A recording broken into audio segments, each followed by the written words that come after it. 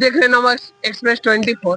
और अभी हमारे साथ हैं मनीष कश्यप के स्टार प्रचारक और जन सुराज के भी स्टार प्रचारक लंकेश ओम, जो कि मुंबई से आए हैं। तो ये जन सुराज के सपोर्टर हैं, लेकिन कुछ इनसे तीखा कड़वा सवाल मेरा होगा। तो क्या बोलते हैं, बीजेपी भारतीय जनता पार्टी के स्टार प्रचारक पवन सिंह ने एक गाना गाया है कि जोड़ी मोदी या नीतीश जी के हिट हुई। आप कह रहे हैं कि जनसुराज की सरकार आ रही है, हमें कैसे मान ले, जबकि वहीं सिंगर पवन ने गाना गाया है कि जोड़ी मोदी या नीतीश जी के हिट हुई, आपकी एनडीए के जीत हुई। वो तो सिंगर है, गायक है, कलाकार है, उनको तो कोई भी पैसा देगा, तो जो पैसा देगा वही बीन बजाएंगे। उनको बस पैसे से मतलब है। पैसे से मतलब है, फिर अपनी बीन बजाएंगे। तो हकीकत क्या है वो आप ही बता दीजिए। हकीकत आपको भी पता है, पूरे देश को पता है। आज महंगाई कहाँ है? आज महंगाई आसमान छू रही है। आज क्या है? रोजगार, विकास कहाँ पे है?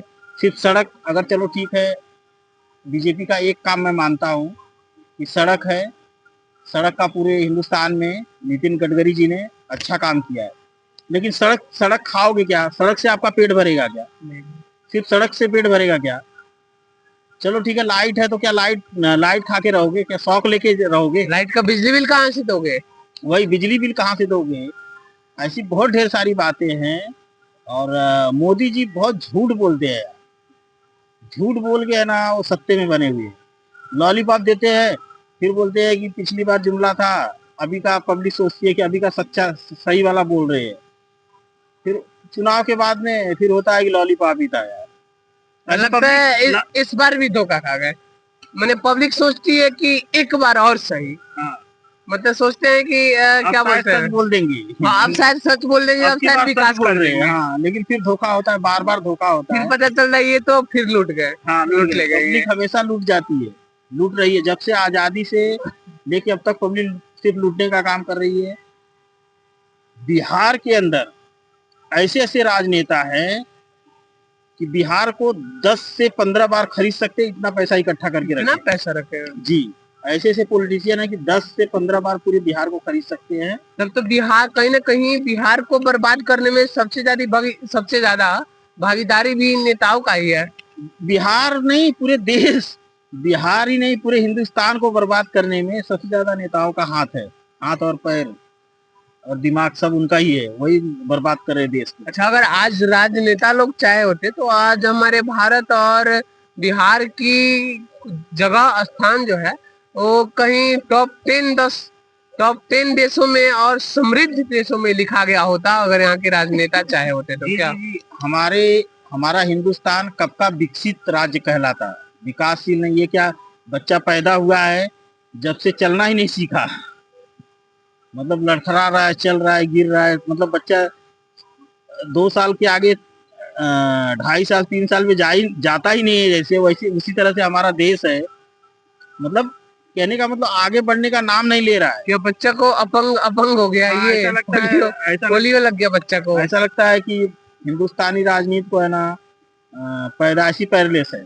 ये बढ़ ही नहीं रही है, इसके हाथ पैर जैसे जन्मी है उतना ही तक ही बस उनकी कमाई बढ़ रही है बस नेताओं की। बस रेंगने का काम कर रहे हैं। हिंदुस्तान को है ना दौड़ाने का नहीं काम कर रहे, सिर्फ रेंगने का काम कर रहे हैं। रेंग रहे हैं वहीं जहाँ सारे देश की अर्थव्यवस्था और सारी देश के दूसरे देशों के नेता लोग जो अपने देश को आगे बढ़ाने का काम कर रहे हैं, मैंने दौड़ दौड़ के, वहीं भारत के नेता लोग सिर्फ अपने देश को रेंगवा करके उसका विकास करवा रहे हैं। क्या वही काम चालू है? सिर्फ रेंगने दो, पब्लिक को जिंदा रहने दो, मारो मत। लोकतंत्र बना रहे और हमारा वोट बैंक बना रहे।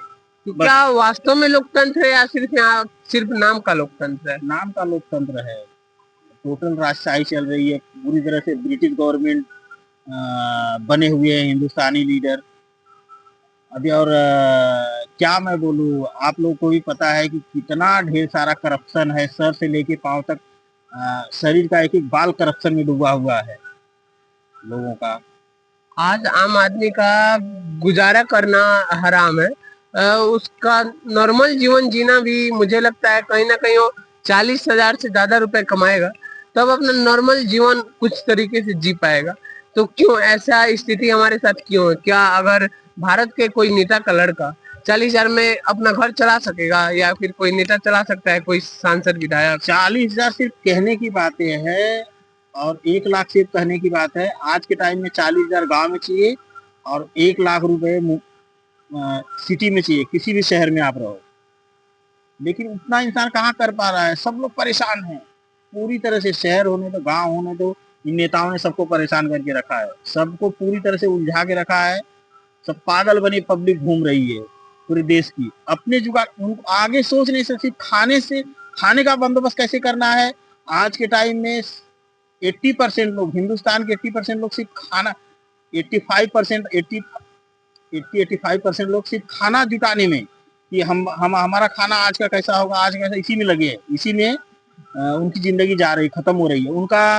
उनके सपने, उनको कुछ करना है लाइफ में, ये सब है ना साइड में है, उस पर सोच ही नहीं सकते। ये सिचुएशन है।